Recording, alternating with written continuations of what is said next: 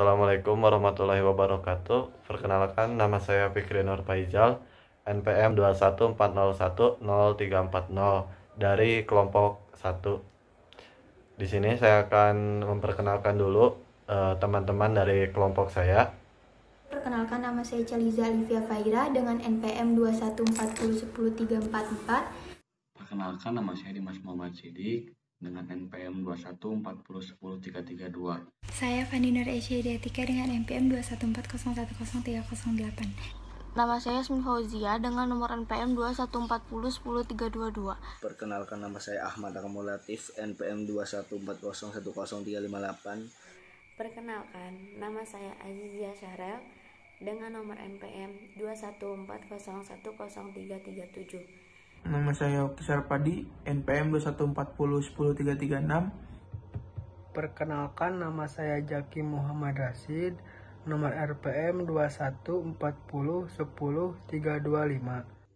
Perkenalkan, nama Satria Pujianto dengan NPM 214010339. Nama saya Gimana Haikal Gata Fasila bernomor NPM 214010329.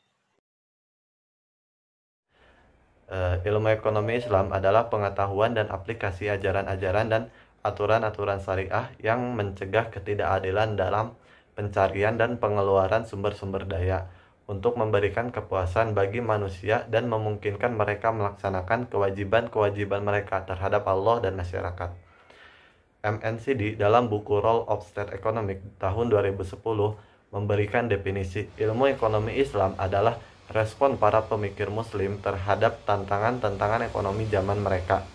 Dalam upaya ini, mereka dibantu oleh Al-Quran dan As-Sunnah ataupun akal dan pengalaman. Tujuan dari konsep ekonomi Islam. Ekonomi Islam dibangun untuk tujuan yang suci, dituntun oleh ajaran Islam dan dicapai dengan cara-cara yang dituntunkan oleh ajaran Islam. Oleh karena itu, kesemua hal tersebut saling terkait dan terstruktur secara hierarkis. Dalam arti bahwa spirit ekonomi Islam tercermin dari tujuannya dan ditopang oleh pilarnya. Tujuan untuk mencapai falah hanya bisa diwujudkan dengan pilar ekonomi Islam, yaitu nilai-nilai dasar dan pilar operasional yang tercermin dalam prinsip-prinsip ekonomi. Dalam sebuah sistem perekonomian Islam terdapat beberapa prinsip-prinsip yang harus dipegang teguh dalam menjalankan kegiatan perekonomian. Menurut Metweri, prinsip-prinsip ekonomi Islam secara garis besar dapat dijabarkan sebagai berikut. Yang pertama, ada sumber daya dipandang sebagai amanah Allah kepada manusia, sehingga pemanfaatannya haruslah bisa dipertanggungjawabkan di akhirat kelak. Implikasinya adalah manusia harus menggunakannya dalam kegiatan yang bermanfaat bagi dirinya dan orang lain.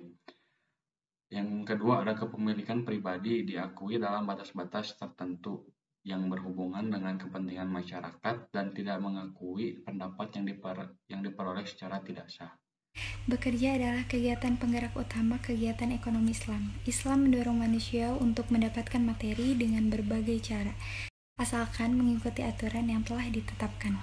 Serta yang keempat, kepemilikan kekayaan tidak boleh dimiliki oleh segelintir orang kaya dan harus berperan sebagai kapital produktif yang akan meningkatkan besaran produk nasional dan meningkatkan kesejahteraan masyarakat. Islam menjamin kepemilikan masyarakat dan penggunaan dialokasikan untuk kepentingan orang banyak. Prinsip ini didasari oleh sunnah Rasulullah yang menyatakan bahwa masyarakat mempunyai hak yang sama atas air, padang rumput, dan api. Seorang muslim harus tunduk kepada Allah dan hari pertanggungjawaban di akhirat. Kondisi ini akan mendorong seorang muslim untuk menjauhkan diri dari hal-hal yang berhubungan dengan maisir, gharar, dan berusaha dengan cara yang betil, melampaui batas, dan sebagainya. Zakat harus dibayarkan atas kekayaan yang telah memenuhi batas nisab. Zakat ini merupakan alat distribusi kekayaan orang kaya yang ditunjukkan untuk orang miskin atau orang tidak mampu. Islam melarang riba dalam bentuk apapun. Secara tegas hal ini dicantumkan dalam Al-Quran. Nah, di sini saya akan menjelaskan tentang ciri-ciri ekonomi Islam. Pertama, ada kepemilikan. Kepemilikan ini dipergunakan untuk bekerja guna memenuhi kebutuhannya dan keluarganya. dan sebagian lagi untuk kepentingan masyarakat. Meskipun ia memilikinya, namun ia tidak diperkenankan untuk merusaknya dan membakarnya ataupun menelantarkannya, mengingat bahwa kepemilikan ini adalah relatif dan juga merupakan titipan dari Allah Subhanahu wa taala.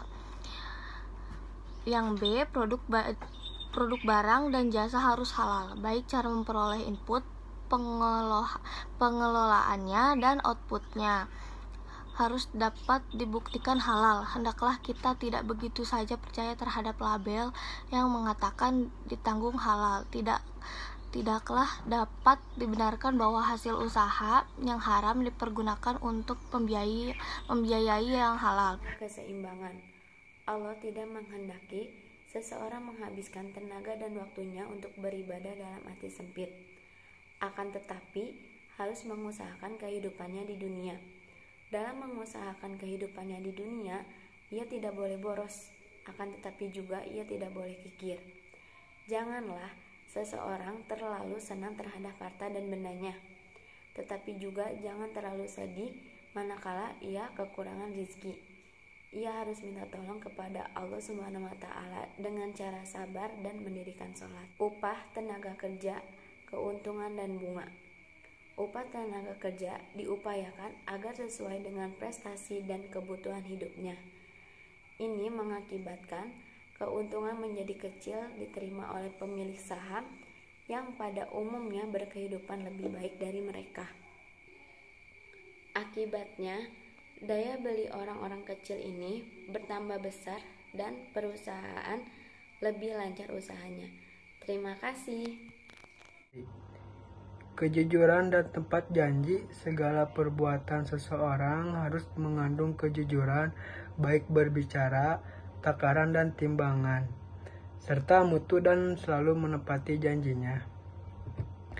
Nilai sebagai landasan dan dasar pengembangan ekonomi Islam terdiri dari 5 nilai universal, yaitu tauhid, adil, nubuwah, khilafah, dan ma'ad.